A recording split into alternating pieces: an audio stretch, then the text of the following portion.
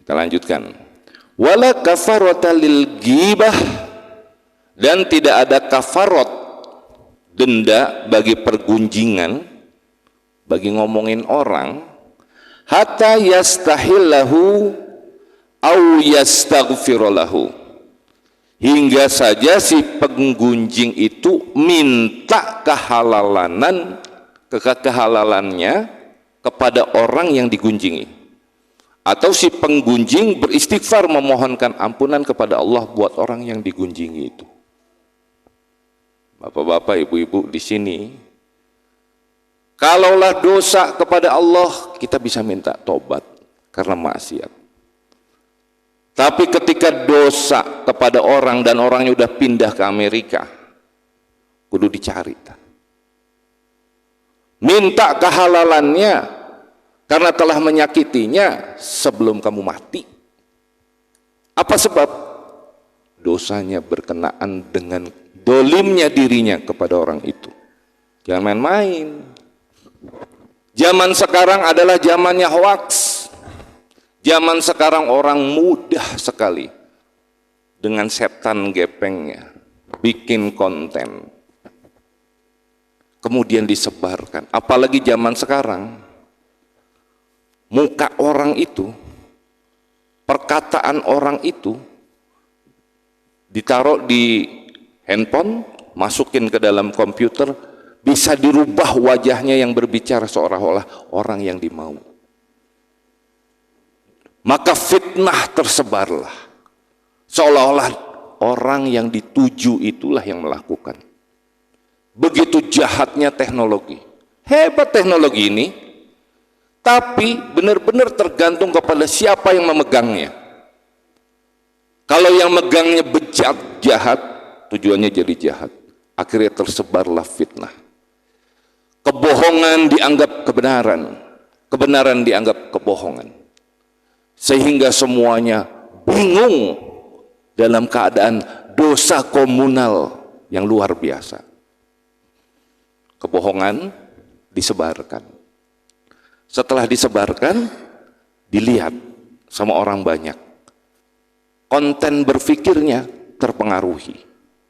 Keyakinannya terpengaruhi oleh fitnah tadi. Maka dosa. Memang yang paling berat adalah yang bikin dan yang menyebarkan, tetapi semua rentetannya adalah ikut. Maka cicing diem, tahan untuk tidak ikut-ikutan kasih komen. Mau itu baik, mau itu buruk, zaman sekarang sarua.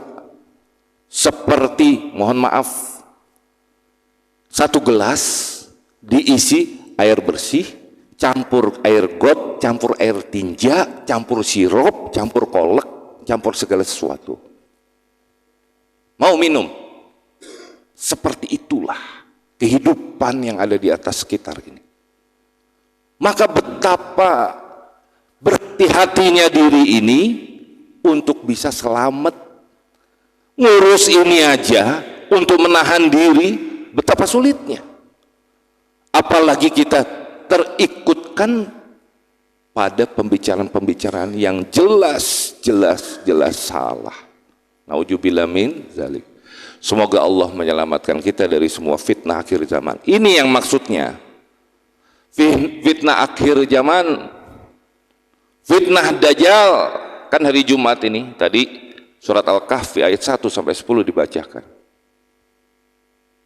Tujuannya adalah untuk mengingatkan kita berdoa kepada Allah, ya Allah, hanya dengan dirimu, billahi, dengan pertolonganmu, bahwa aku memerlukan pertolonganmu ya Allah, agar dituntun, agar diri ini nggak ikut-ikutan kepada fitnah akhir zaman yang luar biasa ini. Apalagi yang kerjaannya tajasus, punten yang profesinya ada tajasus, mencari-cari kesalahan orang lain.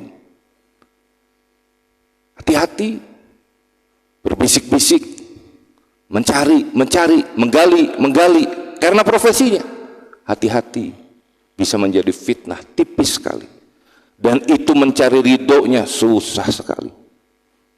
Apalagi sampai masuk bui, masuk penjara gara-gara apa yang dituliskannya. apa yang akibat dari hasad hasud yang diakibatkan oleh tulisannya, berupa polemik dan lain sebagainya. Zaman sekarang orang suka polemik, betul? Perang tinta istilahnya kalau zaman baheula mah, menurut Sultan Takdir Ali Syahbana pada buku bahasa Indonesia ejaan yang disempurnakan EYD, masih ingat gak dulu? Pelajaran bahasa Indonesia, polemik, perang tinta.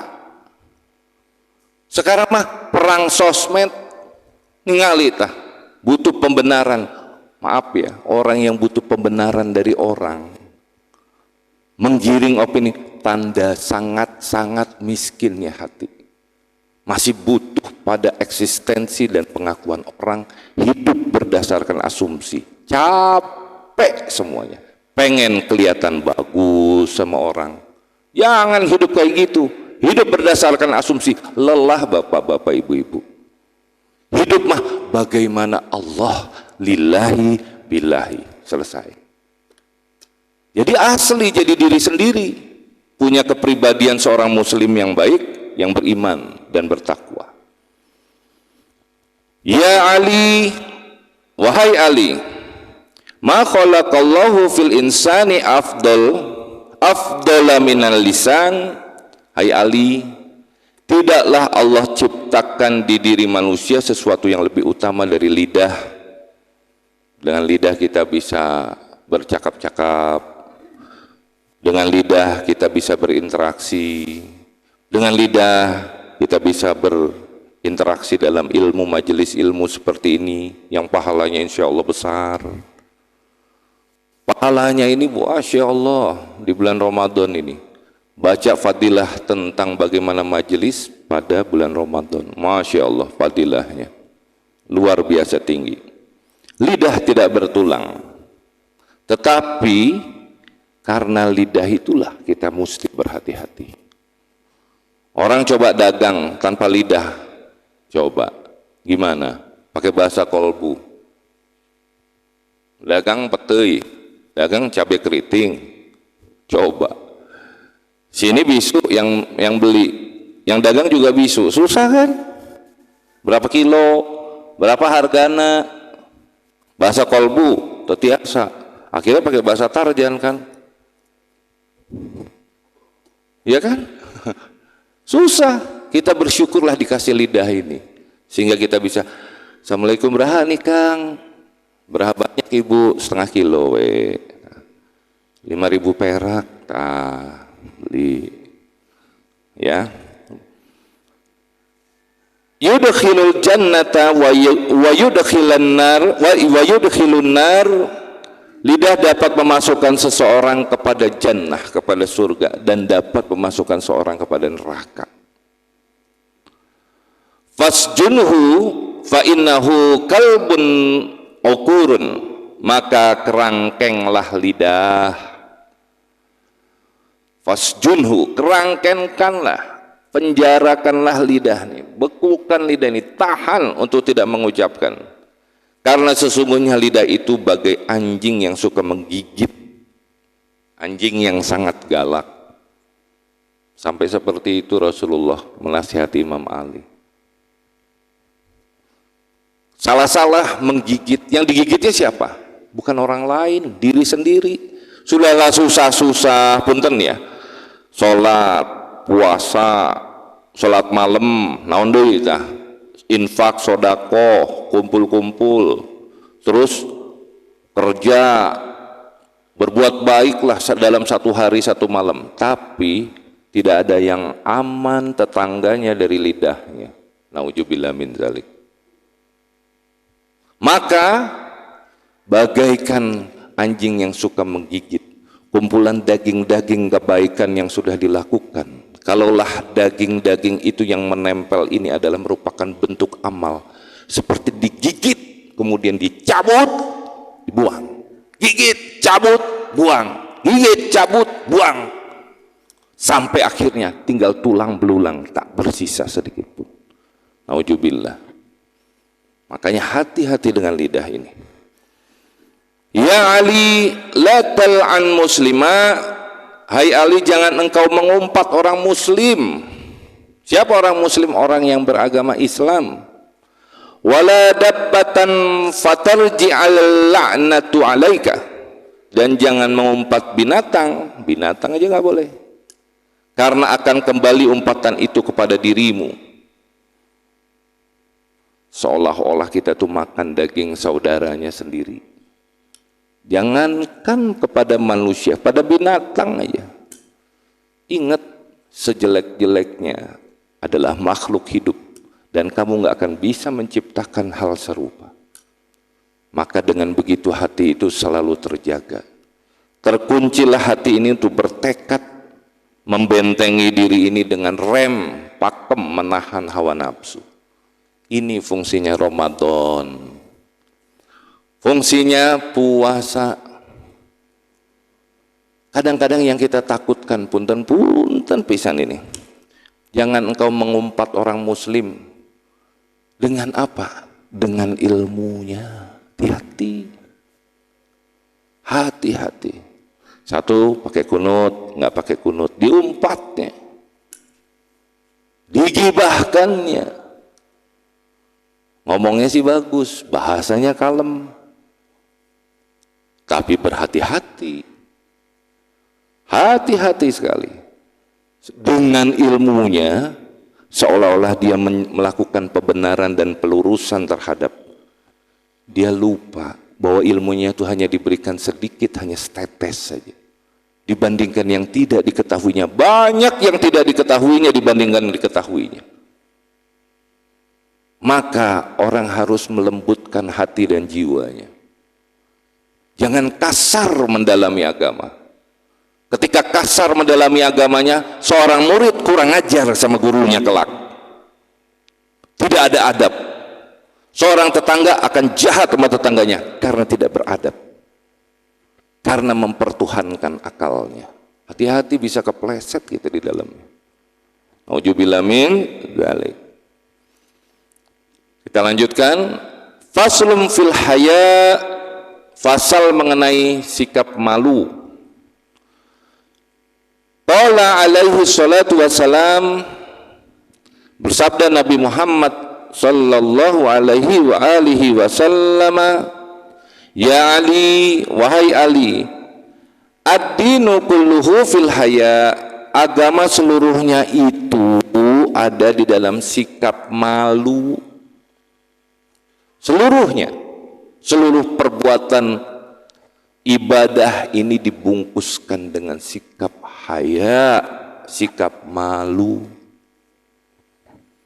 Wa huwa ayafazar ra'sa, yaitu hendaklah menjaga kepala dan apa yang diwadahinya, yaitu akal, otak ini.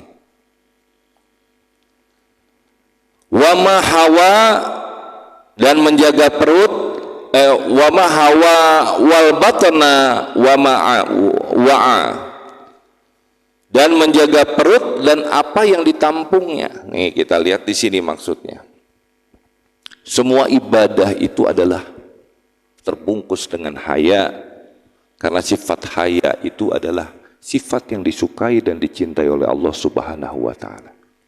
Maka wajiblah bagi kita untuk membungkusnya dengan haya, sikap malu. Dalam sholat, malu ya Allah, punya anggapan bahwa sholatku ini udah bagus. Malu ya Allah, kenapa? Untuk jaga yang ada di dalam akalku. Betapa liarnya ketika kita mau wudhu saja, terkadang wudhunya buru-buru, terkadang wudhunya nggak sempurna. Di dalam taharoh, punten, bekas kencing cepret-cepret di celana. Cara di dalam istikharahnya, istinjanya nggak benar. Ya Allah, dalam cara taharohku belum sempurna. Ya Allah, banyak malu sama Allah menghadap zat yang maha suci, sehingga tawadulah diri ini menjadi benar-benar tawadu kepada Allah Subhanahu wa ta'ala. Sehingga begitu selesai, malu mengaku-ngaku diri ini adalah orang baik. malu, ya Allah, malu. Kenapa? Diri ini tempatnya susah, dirinya ini tempatnya celak, diri ini tempatnya ketidaksempurnaan. Malu diri ini. Ya Allah, aku malu kepadamu, ya Allah. Apalagi malu untuk berbuat maksiat, ya Allah. Aku malu, ya Allah. Di bulan Ramadan ini, ya Allah, berikanlah kesehatan dan kepanjangan umur untuk menebus segala ketidaksempurnaanku yang aku malu padamu, ya Allah.